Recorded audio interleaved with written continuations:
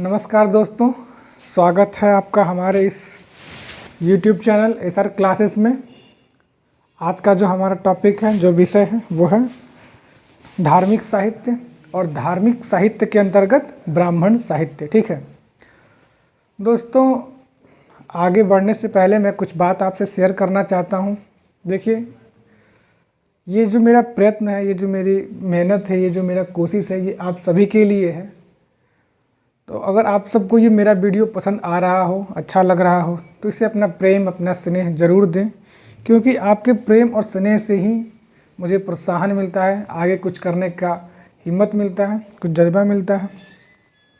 और मेरी कोशिश है कि आप सबको हर वो चीज़, हर वो कंटेंट आपके सामने रखूं जिससे आपको आपके जीवन में सफलता मिले, आप बहुत आगे बढ़ें। ठीक है, तो अगर आप सबको मेरा ये वीडियो अच्छा लग रहा होगा तो प्लीज़ अपना प्रेम दीजिएगा, लाइक, शेयर और कमेंट ज़रूर कीजिएगा। ठीक है, चलिए आते हैं हम अपने अब इस टॉपिक पे। ठीक है, आज का जो हमारा विषय है, जो टॉपिक है, वो है धार्मिक साहित्य और धार्मिक साहित्य के अंतर्गत ब्राह्मण साहित्य। ठीक है, जैसा कि हम पिछले क्लास में हम लोग जिक्र कर चुके हैं ब्राह्मण साहित्य के बारे में, तो आइए हम शुरू करते हैं। वेद शब्द का अर्थ होता है ज्ञान अथवा पवित्र ज्ञान। वेद शब्द का अर्थ होता है ज्ञान अथवा पवित्र ज्ञान एवं आध्यात्मिक ज्ञान से। ठीक है, साथ ही यह जो शब्द है, यह संस्कृत से इसकी उत्पत्ति हुई। वेद शब्द जो है, इसकी उत्पत्ति संस्कृत से हुई है। यह संस्कृत के विद धातु से बना है। यह संस्कृत के विद धातु से बना है, जिसका अर्थ होता है जानना, जिसका अर्थ होता है जानना। ठीक है, वेद शब्द का अर्थ होता है पवित्र ज्ञान, आध्यात्मिक ज्ञान, एवं यह संस्कृत के विद धातु से बना है, जिसका अर्थ होता है जानना। ठीक, वेदों से ही हमें आर्यों के बारे में प्रारंभिक जानकारी मिलती है। बहुत ही महत्वपूर्ण ये फैक्ट है कि अगर आर्यों के बारे में हमें जानना हो, या आर्यों की जो हमें प्रारंभिक जानकारी मिलती है, वैसे तो अब आर्यों के जानने के बहुत सारे स्रोत हो गए हैं, लेकिन प्रारंभिक जानकारी जो हमें है, आर्यों की जो प्रारंभिक जानकारी हमारे पास पहुंचती है, जिससे हम उसके बारे में जानते हैं, वो है वेद। वेद से हमें आर्यों की प्रारंभिक जानकारी मिलती है। ठीक है, इसका जिक्र हम कर चुके हैं कि वेदों को अपौरुषेय अर्थात देवताओं द्वारा रचित माना जाता है, क्योंकि वेदों को पवित्र आध्यात्मिक ग्रंथ माना जाता है, जिस वजह से इसे अपौरुषेय अर्थात देवताओं के द्वारा रचित या देवीकृत माना जाता है। ठीक है, वेदों के जो संकलन करता थे, इसको जिन्होंने संकलित किया वो थे वेद व्यास। वेद व्यास को वेदों का संकलक कर्ता भी माना जाता है। ठीक है, इन्होंने ही या इन्हीं के आधार पर वेदों को 4 भागों में विभाजित किया है। वेद कितने हैं? 4 प्रकार के हैं।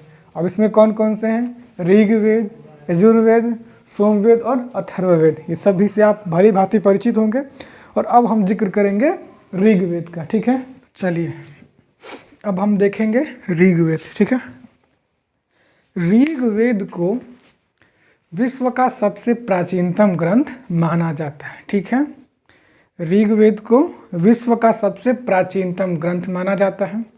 ऋग्वेद का जो काल है, ऋग्वेद का जो काल है वो है 1500 ईसा पूर्व से 1000 ईसा पूर्व। ठीक है, ऋग्वेद का जो काल है वो है 1500 ईसा पूर्व से 1000 ईसा पूर्व, और इसे विश्व का सबसे प्राचीनतम ग्रंथ माना जाता है। ठीक है, ऋग्वेद को विश्व का सबसे प्राचीनतम ग्रंथ माना जाता है। इसके बाद आते हैं कि ऋग्वेद कहते किसे हैं, ऋग्वेद का मतलब क्या है। तो ऋग्वेद का मतलब है, यह एक धार्मिक ग्रंथ है। ठीक है, सबसे पहले ये जानिए कि ऋग्वेद जो है एक धार्मिक ग्रंथ है। तो अब इसके बारे में जानते हैं कि ऋग्वेद कहते किसे हैं। ठीक है, ऋग्वेद से तात्पर्य है ऐसा ज्ञान जो ऋचाओं में बद्ध हो, ऋग्वेद कहलाता है। ऐसा ज्ञान जो ऋचाओं में बद्ध हो, ऋग्वेद कहलाता है। ठीक है, इसकी कुछ विशेषताएं हैं जो हम आज जानेंगे। देखिए, मेरा जो वीडियो है वो थोड़ा औरों की तुलना में बड़ा है, तो बड़ा होने के पीछे मेरा एक मकसद यही है कि मैं हर एक फैक्ट को, हर एक कंटेंट को इसके अंदर डालने का मतलब कोशिश करता हूँ। मैं चाहता हूँ कि आपको पूरा भरपूर कंटेंट मिले जो आपके आने वाले भविष्य के लिए बहुत ज़रूरी हो। इसलिए मेरा वीडियो थोड़ा बड़ा होता है और एक ही टॉपिक पे लगभग ज़्यादा समय मैं देता हूँ। तो इसके पीछे मेरा उद्देश्य है कि आपको ज़्यादा से ज़्यादा उसके बारे में बता सकूँ, उसके बारे में अवगत करा सकूँ, ताकि आपको उस क्षेत्र से बाहर मतलब कहीं जाना ना पड़े। अगर उस क्षेत्र से, उस टॉपिक से कोई भी प्रश्न पूछे, कोई भी प्रश्न आए तो आपसे वो छूटे ना। इस मेरा यही मुख्य उद्देश्य है कि मैं आपको किसी भी एक टॉपिक पे इतना ज़्यादा विश्लेषण करके बताऊं, इतना ज़्यादा फैक्ट आपको दूं, ताकि आपको कहीं और जाने की ज़रूरत ना पड़े। अगर उस टॉपिक से कोई क्वेश्चन, कोई प्रश्न आता है तो आप उसको आसानी से हल कर सकें, ठीक है। तो इसलिए मेरे वीडियो थोड़े बड़े हैं और आप सबसे निवेदन है कि अपना प्रेम स्नेह लाइक, शेयर और सब्सक्राइब करें, क्योंकि आपके प्रेम से ही मुझे ये प्रोत्साहन मिलता है, ठीक है। तो चलिए अब आगे देखते हैं। ऋग्वेद क्या है, समझ गए हम कि ऋचाओं के जो क्रमबद्ध या ऋचाओं में जो बद्ध ज्ञान है उसे हम ऋग्वेद कहते हैं, ठीक है। ऋग्वेद के दो विभाग हैं, ऋग्वेद के दो विभाग हैं, एक अष्टक क्रम, दूसरा मंडल क्रम। अब ये अष्टक क्रम और मंडल क्रम होता क्या है, देखिए। अष्टक क्रम में समस्त ग्रंथ 8 अष्टकों में विभाजित होता है। प्रत्येक अष्टक 8 अध्यायों में विभाजित होता है एवं अध्याय जो हैं पुनः वर्गों में विभाजित होते हैं। समझ में आ गया कि अष्टक क्रम के अंतर्गत समस्त ग्रंथ 8 अष्टकों में विभाजित होते हैं। प्रत्येक अष्टक अध्यायों में विभाजित होते हैं एवं प्रत्येक अध्याय पुनः वर्गों में विभाजित होते हैं। इस प्रकार जो समस्त वर्ग हैं उनकी संख्या कितनी है, 2006। देखिए यहाँ पे ऋग्वेद में 2 प्रकार का विभाग पाया जाता है, ठीक है। पहला अष्टक क्रम, दूसरा मंडल क्रम, ठीक है। ऋग्वेद में 2 विभाग पाया जाता है, अष्टक क्रम एवं मंडल क्रम। अष्टक क्रम में समस्त ग्रंथ 8 अष्टकों में तथा प्रत्येक अष्टक 8 अध्यायों में विभाजित होता है तथा प्रत्येक अध्याय वर्गों में विभाजित होता है एवं समस्त वर्गों की संख्या 2006 है, ठीक है। समझ में आ गया कि अष्टक क्रम में समस्त ग्रंथ 8 अष्टकों में, प्रत्येक अष्टक 8 अध्यायों में एवं प्रत्येक अध्याय वर्गों में विभाजित होते हैं एवं समस्त वर्गों की जो संख्या है वो है 2006, ठीक है। अब आते हैं मंडल क्रम में। तो मंडल क्रम में समस्त ग्रंथ 10 मंडलों में विभाजित हैं। आपने सुना भी होगा कि ऋग्वेद में मंडलों की संख्या कितनी है, 10, ठीक है। तो मंडल क्रम में प्रत्येक या समस्त जो ग्रंथ हैं वो 10 मंडलों में विभाजित हैं और प्रत्येक मंडल अनुवाक सूक्त तथा सूक्त ऋचाओं में विभक्त हैं। प्रत्येक मंडल पुनः किसमें विभाजित है, अनुवाक सूक्त एवं सूक्त ऋचाओं में विभाजित है। इनमें से जो 10वां मंडल है, ऋग्वेद में 10 मंडल, तो 10 मंडल में 10वां मंडल जो है सबसे बड़ा मंडल है, ठीक है। एवं दूसरा जो मंडल है सबसे छोटा मंडल माना जाता है, ठीक है। ऋग्वेद का 10वां मंडल सबसे बड़ा मंडल माना जाता है एवं दूसरा मंडल सबसे छोटा मंडल माना जाता है। एक और फैक्ट है इस पर कि ऋग्वेद में पहला मंडल और 10वां मंडल सबसे बाद में जोड़ा गया, मतलब सबसे बाद में यानी कि अंत में जोड़ा गया, लास्ट में जोड़ा गया। इस वजह से उसे सबसे नवीन, सबसे नया मंडल कहा जाता है। ऋग्वेद में पहला मंडल और 10वां मंडल सबसे बाद में जोड़ा गया, जिस वजह से उसे सबसे नवीन मंडल कहा जाता है। जबकि दूसरे से सातवें जो मंडल हैं उन्हें प्राचीन मंडल कहा जाता है, ठीक है। पहला एवं 10वां मंडल नवीन मंडल, दूसरा एवं दूसरे से 7वां तक का मंडल जो है वो प्राचीन मंडल है, ठीक है। इसके बाद है कि जो 10वां मंडल है उसमें सबसे अधिक सूक्तों का वर्णन मिलता है। ऋग्वेद के 10वें मंडल में सबसे अधिक सूक्तों का वर्णन मिलता है। चलिए अब देखते हैं 10वां मंडल। 10 मंडलों में 85 अनुवाक और 1028 सूक्त हैं, ठीक है। ऋग्वेद में 10 मंडल में 85 अनुवाक और 1028 सूक्त हैं और इन 1028 सूक्तों में 11 बालखिल्य सूक्त हैं, ठीक है। कितने बालखिल्य सूक्त हैं, 11 बालखिल्य सूक्त हैं, ठीक है। ऋग्वेद में कुल 10,580 ऋचाएँ हैं। आप सभी इससे भली भांति परिचित होंगे। कहीं पे ये फैक्ट 10,562 देता है तो कहीं पे 10,580 देता है। ठीक है, तो ऋग्वेद में कुल ऋचाओं की संख्या कितनी है? 10,580, लेकिन इसे हम लगभग के रूप में जानते हैं। ऋग्वेद में ऋचाओं की संख्या कितनी है? लगभग 10,600। ठीक है, इससे पहले हम इसके बारे में जान चुके हैं कि जो ऋग्वेद के उच्चारण करता है, ठीक है, ऋग्वेद के जो उच्चारण करता है, जब यज्ञ के समय इन ऋग्वेद की ऋचाओं का उच्चारण किया जाता है, जिसके द्वारा इसका उच्चारण किया जाता है, उसे होत्री कहा जाता है। ठीक है, ये बहुत इंपॉर्टेंट है और आप सब इससे भली भांति परिचित होंगे। तो देखते हैं कि ऋग्वेद में इसके उच्चारणकर्ता को होत्री कहा जाता है। ठीक है, ऋग्वेद में ऋचाओं के उच्चारणकर्ता को होत्री कहा जाता है। ठीक है, अगला है कि ऋग्वेद का पहला और ऋग्वेद का 10वां मंडल। ठीक है, ऋग्वेद का पहला और ऋग्वेद का 10वां मंडल सबसे नवीन मंडल है, सबसे बाद में जोड़ा गया, जबकि दूसरा और 7वां मंडल जो है वो सबसे प्राचीन मंडल है। ठीक है, ऋग्वेद का पहला एवं 10वां मंडल सबसे बाद में जोड़ा गया, अर्थात पहला एवं 10वां मंडल सबसे नवीन मंडल है। ठीक है, जबकि दूसरा से 7वां प्राचीन मंडल है। ठीक है, इनमें से 10वां मंडल सबसे बड़ा मंडल है, जबकि दूसरा मंडल सबसे छोटा मंडल है।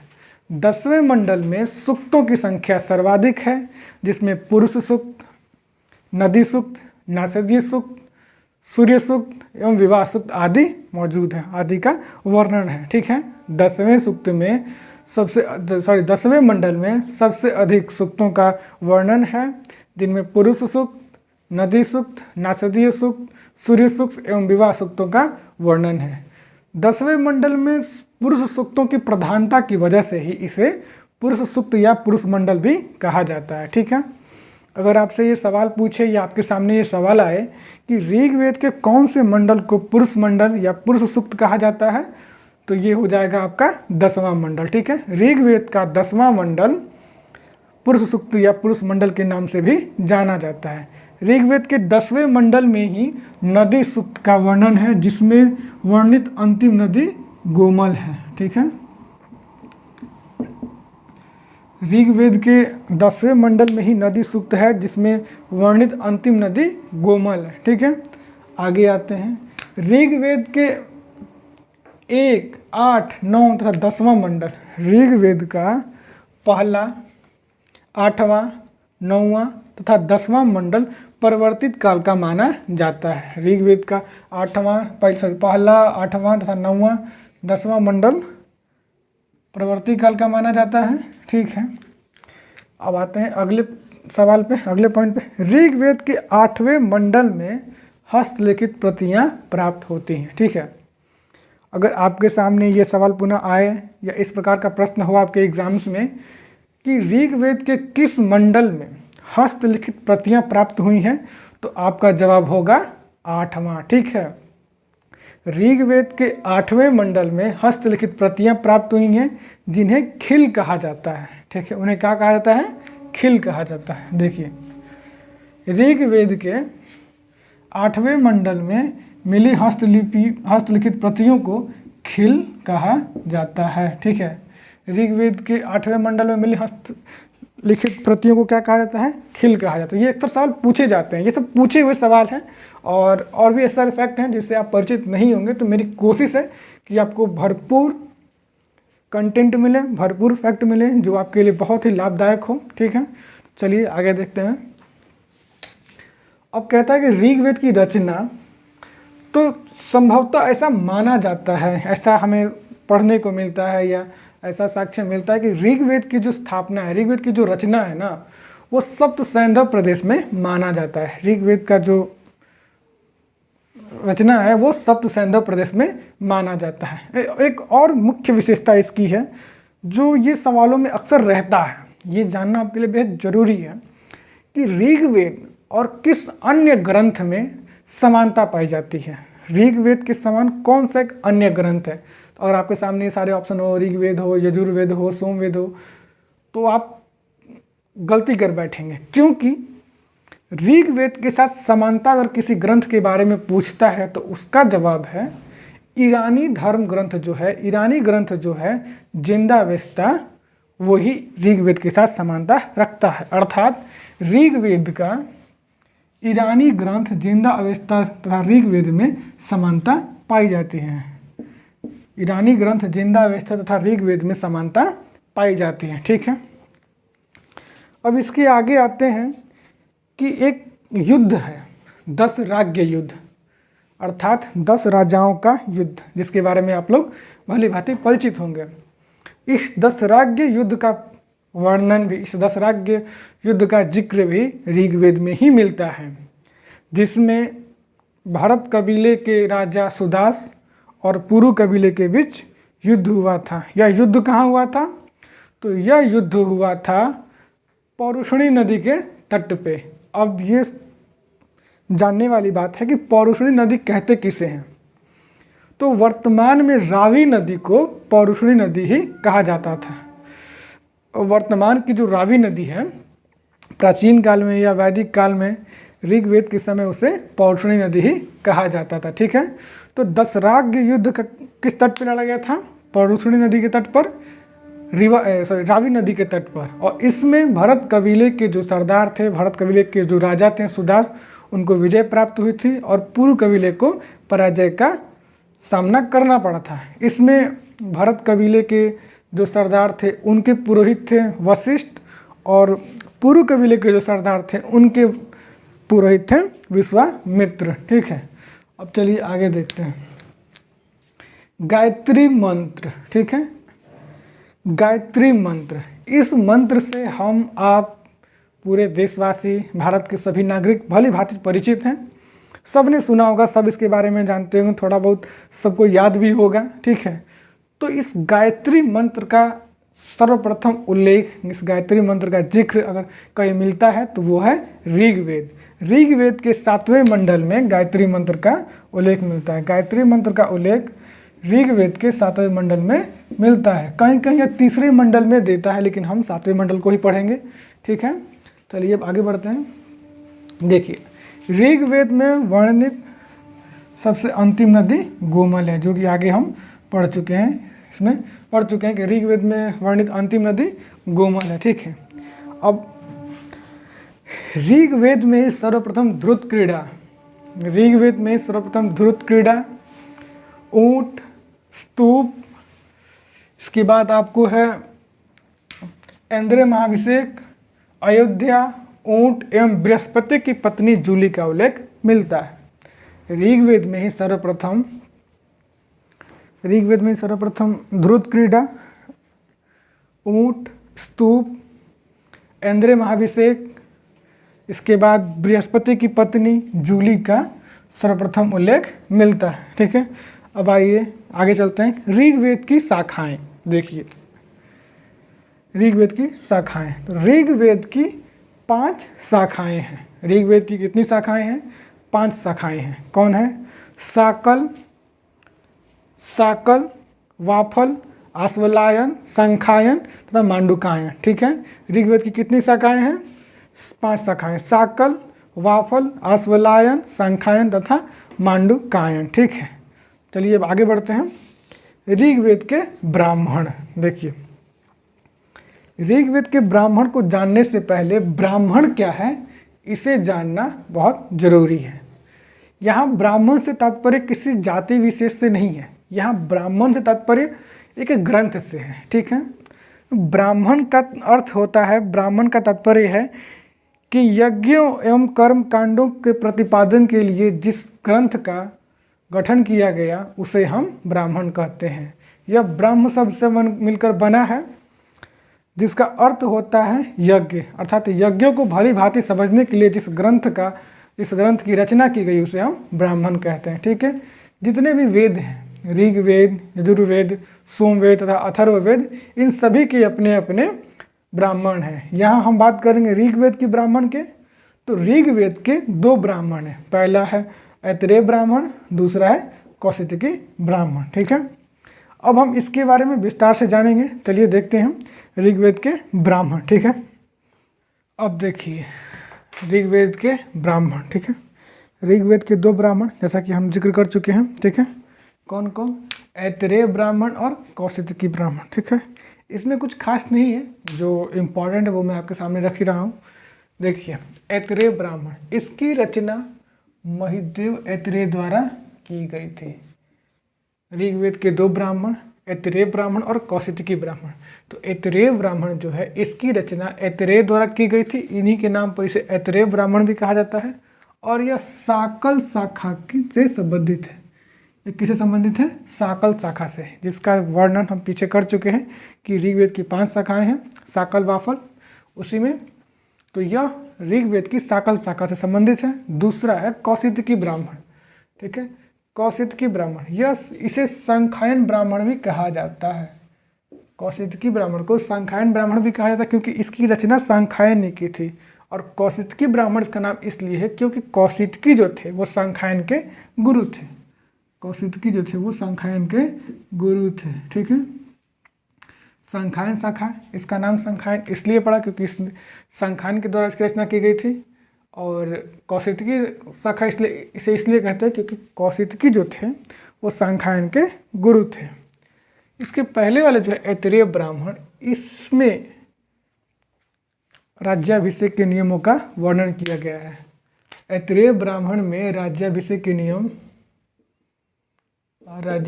नियमों का वर्णन किया गया है। ठीक है, अब आइए आगे देखते हैं ऋग्वेद के उपवेद। प्रत्येक वेद जितने भी है, ऋग्वेद, यजुर्वेद, सोमवेद, अथर्ववेद, इन सभी के उपवेद हैं। ठीक है, तो ऋग्वेद के उपवेद में आते हैं। ऋग्वेद का एक ही उपवेद है, उसका नाम है आयुर्वेद। ऋग्वेद के कितने उपवेद हैं? एक उपवेद, उसका नाम है आयुर्वेद। इसके प्रवर्तक जो हैं वो प्रजापति हैं। ऋग्वेद के जो उपवेद हैं आयुर्वेद के जो प्रवर्तक हैं वो हैं प्रजापति या ब्रह्मा। ठीक है, अब आयुर्वेद जो है वो 8 भागों में विभाजित है। आयुर्वेद के 8 भाग हैं। अब कौन कौन है? तो देखिए आयुर्वेद के 8 भाग हैं। शल्य, शालक्य, काया चिकित्सा, भूत विद्या, कुमार वृत्ति, अंग तंत्र, रसायन और वाजीकरण। ठीक है, ऋग्वेद के उपवेद एक ही उपवेद है आयुर्वेद। इसके प्रवर्तक प्रजापति हैं, ब्रह्मा। ठीक है, ऋग्वेद के जो उपवेद है आयुर्वेद, इसके 8 भाग हैं। शल्य, शालक्य, काया चिकित्सा, भूत विद्या, कुमार वृत्ति, अंग तंत्र एवं रसायन शास्त्र तथा वाजीकरण। ठीक है, अब आते हैं ऋग्वेद के मंडल पे। ऋग्वेद के मंडल, ऋग्वेद में मंडलों की संख्या कितनी है? 10। उन 10 मंडलों में से किन मंडलों में किनका जिक्र है उसके बारे में हम जानेंगे। ठीक है, जिनमें से कुछ एक के इसमें का वर्णन यहाँ हमने किया है। अब ऋग्वेद का पहला मंडल, ऋग्वेद के पहले मंडल में अंगिरा ऋषि का वर्णन है। ऋग्वेद के दूसरे मंडल में इंद्र का वर्णन है। ऋग्वेद के तीसरे मंडल में विष्णु और अग्नि का वर्णन है। ऋग्वेद के 7वें मंडल वरुण देवता को समर्पित है। ऋग्वेद का 8वां मंडल कण्व ऋषि को समर्पित है। ऋग्वेद का 9वां मंडल सोम को समर्पित है। और ऋग्वेद का 10वां मंडल पुरुष सूक्त का वर्णन है। समझ में आ गया कि ऋग्वेद, आपसे अक्सर ये सवाल पूछे जाते हैं। ये जो फैक्ट है ना, ये जो पॉइंट है, ये अक्सर एग्जाम में आते हैं। ये आ चुके भी हैं और आते भी हैं। ठीक है, कि ऋग्वेद के कौन से मंडल को क्या कहा जाता है, ऋग्वेद के कौन से मंडल में किसका जिक्र है। तो यहाँ हम देख रहे हैं कि ऋग्वेद के मंडल और उनमें वर्णित, ठीक है, जिनका वर्णन उसमें किया गया है। पहला मंडल अंगिरा ऋषि, दूसरा मंडल इंद्र, तीसरा मंडल विष्णु अग्नि। ठीक है, उसी प्रकार देखिए चतुर्थ मंडल में है, चतुर्थ मंडल का जिक्र हमने यहाँ नहीं किया, सॉरी। 7वां मंडल वरुण, 8वां मंडल कण्व, 9वां मंडल सोम और 10वां मंडल पुरुष सूक्त। इसके पीछे भी हम पढ़ चुके हैं कि 10वें मंडल को पुरुष सूक्त कहा जाता है क्योंकि 10वें मंडल में सूक्तों की संख्या, सूक्त का वर्णन सबसे अधिक है। उसी में पुरुष सूक्त का भी वर्णन है, नदी सूक्त का भी वर्णन है, जो कि हम पीछे पढ़ चुके हैं। ठीक है, अब आइए आगे बढ़ते हैं कि ऋग्वेद के मंडल एवं उसके रचयिता, ये भी बहुत इंपॉर्टेंट है ये दोनों इंपॉर्टेंट है, ठीक है। इसको भी लिख देता हूँ, इसको आप नोट डाउन जरूर कर लें। अब ऋग्वेद के मंडल एवं उसके रचयिता, ठीक है। तो ऋग्वेद के प्रथम मंडल के रचयिता कौन है?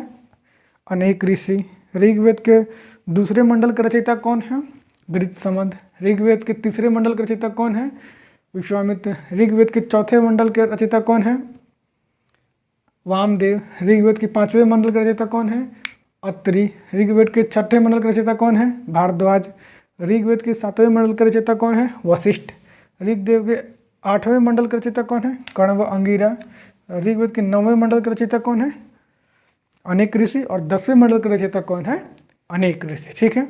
तो यहाँ पे हमारा ऋग्वेद समाप्त होता है। अब आगे हम देखेंगे यजुर्वेद के बारे में, ठीक है। तो चलिए देखते हैं यजुर्वेद को। यजुर्वेद, यह यजुर शब्द से बना है। यजुर्वेद जो है यजुर शब्द से बना है, जिसका अर्थ होता है यज्ञ, अर्थात इसमें यज्ञ के नियमों, मंत्रों एवं विधि विधान का संकलन किया गया है, ठीक है। यजुर्वेद जो है यह यजुर शब्द से बना है, जिसका अर्थ होता है यज्ञ के मंत्रों, नियमों एवं विधि विधानों का संकलन, ठीक है, जिसे यजुर्वेद कहा जाता है। यह संभवतः इसकी रचना कुरुक्षेत्र में मानी जाती है, ठीक है। यजुर्वेद की रचना कुरुक्षेत्र में मानी जाती है। यजुर्वेद से ही हमें प्राप्त होता है, हमें मालूम पड़ता है कि जो आर्य थे वो सप्त संध्या को पार करके आगे बढ़ चुके थे, ठीक है।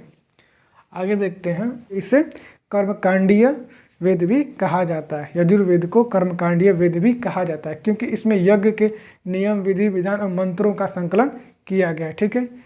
यजुर्वेद के जो उच्चारण करता होते हैं उसे अधर्वयु कहा जाता है, ठीक है। यजुर्वेद के जो मंत्रों के उच्चारण करता होते हैं उन्हें क्या कहा जाता है? अधर्वयु कहा जाता है, ठीक है। देखिए, यजुर्वेद के मंत्रों के उच्चारणकर्ता को अधर्वयु कहा जाता है। यह गद एवं पद दोनों रूपों में पाया जाता है, ठीक है। यजुर्वेद जो है यह गद एवं पद दोनों रूपों में पाया जाता है। अब यजुर्वेद के भाग, ठीक है, इसके दो भाग हैं, ठीक है। पहला है शुक्ल यजुर्वेद, दूसरा है कृष्ण यजुर्वेद, ठीक है। एक और पॉइंट है इसमें, जो हम लोग शायद भूल गए मैं, कि यजुर्वेद का अंतिम जो अध्याय है वो ईशावास्य है, ठीक है। यजुर्वेद का अंतिम अध्याय ईशावास्य है, जिसका संबंध आध्यात्मिक चिंतन से है, ठीक है। अब यजुर्वेद के विभाग, तो यजुर्वेद के दो भाग हैं, पहला है शुक्ल यजुर्वेद, दूसरा है कृष्ण यजुर्वेद। शुक्ल यजुर्वेद, इसमें केवल दर्श, पौर्ण, मासदी अनुष्ठानिक मंत्रों का संकलन मिलता है। मध्यनंदिनी एवं कण्व इसकी दो शाखाएं हैं, ठीक है। यजुर्वेद के दो भाग, शुक्ल यजुर्वेद और कृष्ण यजुर्वेद। शुक्ल यजुर्वेद की अगर हम बात करेंगे तो इसमें 10 पौर्ण मासदी अनुष्ठानिक मंत्रों का संकलन मिलता है, तथा मध्यनंद एवं कण्व इसकी दो शाखाएं हैं। इसे वाजसेन्य भी कहा जाता है, ठीक है। शुक्ल यजुर्वेद को वाजसेन्य भी कहा जाता है। अगर आपके सामने प्रश्न हो कि वाजसेन्य किसे कहा जाता है, तो उसका उत्तर होगा, उसका जवाब होगा शुक्ल यजुर्वेद या यजुर्वेद, ठीक है। इसके बाद कहता है शुक्ल यजुर्वेद जो है केवल पद में ही पाया जाता है। यहाँ हमने देखा कि यजुर्वेद जो है वो गद और पद दोनों भागों में पाया जाता है, लेकिन यजुर्वेद के दो भाग हैं, पहला शुक्ल यजुर्वेद, दूसरा कृष्ण यजुर्वेद। तो शुक्ल यजुर्वेद जो है ना वो केवल पद भाग में ही पाया जाता है, दूसरा है कृष्ण यजुर्वेद, यह गद एवं पद दोनों भागों में पाया जाता है, ठीक है। आगे बढ़ते हैं, यजुर्वेद के ब्राह्मण, ठीक है। एक ऊपर हम छूट रहा है कुछ हमारा, ये यजुर्वेद के उपवेद। यजुर्वेद के जो उपवेद हैं केवल एक हैं, वो है धनुर्वेद युद्ध कला से, जिसके प्रवर्तक हैं विश्वामित्र, ठीक है। यजुर्वेद के जो उपवेद हैं वो है धनुर्वेद, युद्ध कला से संबंधित है, जिसके प्रवर्तक विश्वामित्र हैं। आगे बढ़ते हैं, यजुर्वेद के ब्राह्मण, इसके पीछे हम ब्राह्मण के बारे में जिक्र कर चुके हैं कि ब्राह्मण किसे कहते हैं। अब ये हैं यजुर्वेद के ब्राह्मण। तो यजुर्वेद के भी दो ब्राह्मण हैं, शतपथ ब्राह्मण और तैत्तिरीय ब्राह्मण, ठीक है। शतपथ ब्राह्मण पूरे ब्राह्मण ग्रंथों में सबसे महत्वपूर्ण माना जाता है, इसे लघु वेद भी कहा जाता है। शतपथ ब्राह्मण जो है पूरे ब्राह्मण ग्रंथों में सबसे महत्वपूर्ण माना जाता है और इसे लघु वेद भी कहा जाता है। शतपथ ब्राह्मण के रचयिता याज्ञवल्क्य को माना जाता है। शतपथ ब्राह्मण के रचयिता किसे माना जाता है? याज्ञवल्क्य को माना जाता है। ठीक है, देखिए यहाँ पे इसके रचयिता याज्ञवल्क्य को माना जाता है। अब आगे आते हैं तैत्तिरीय ब्राह्मण। तैत्तिरीय ब्राह्मण में जिक्र है कि मनुष्य का जो आचरण है वो देवों के समान होना चाहिए। इसमें मन को महत्वपूर्ण माना गया है। ठीक है, जो तैत्तिरीय ब्राह्मण है उसमें जिक्र है कि मनुष्य का जो आचरण है वो देवों के समान होना चाहिए और मन को इसमें सबसे महत्वपूर्ण माना गया है। ठीक है, आगे आते हैं यजुर्वेद के उपनिषद। अब देखिए उपनिषद होता क्या है। ठीक है, उपनिषद से हमारा तात्पर्य है कि समीप बैठना। उपनिषद का मतलब होता है समीप बैठना। गुरु के समीप बैठकर जो ज्ञान प्राप्त किया जाता था, अर्थात गुरु के समीप बैठकर जो ब्रह्म ज्ञान प्राप्त किया जाता था उसे ही उपनिषद कहा जाता है। ठीक है, सभी वेदों के अपने अपने उपनिषद रहे हैं। यजुर्वेद के जो उपनिषद हैं इनमें इनका जिक्र है बृहदारण्यक उपनिषद, ईशावास्य उपनिषद, तैत्तिरीय उपनिषद, कठोपनिषद, श्वेताश्वरोपनिषद तथा मैत्रायणी उपनिषद। ठीक है, उपनिषद के बारे में समझ गए आप कि गुरुओं के समीप बैठकर जो ब्रह्म ज्ञान प्राप्त किया जाता है उसे उपनिषद कहा जाता है। सभी वेदों के अपने अपने उपनिषद रहे हैं, जिसमें यजुर्वेद के जो उपनिषद हैं बृहदारण्यक उपनिषद, ईशावास्य उपनिषद, तैत्तिरीय उपनिषद, कठोपनिषद, श्वेताश्वरोपनिषद तथा मैत्रायणी उपनिषद। ठीक है, आगे बढ़ते हैं यजुर्वेद के अरण्यक। अरण्यक क्या होता है? अरण्यक का मतलब होता है जंगल। जिसकी रचना जंगलों में की गई उसे अरण्यक कहा जाता है। ठीक है, जिसकी रचना जंगलों में की गई हो उसे अरण्यक कहा जाता है। यजुर्वेद के जो अरण्यक हैं वो है बृहदारण्यक, तैत्तिरीय अरण्यक तथा मैत्रायणी अरण्यक। आगे अब हम देखेंगे सोमवेद। ठीक है, चलिए देखते हैं।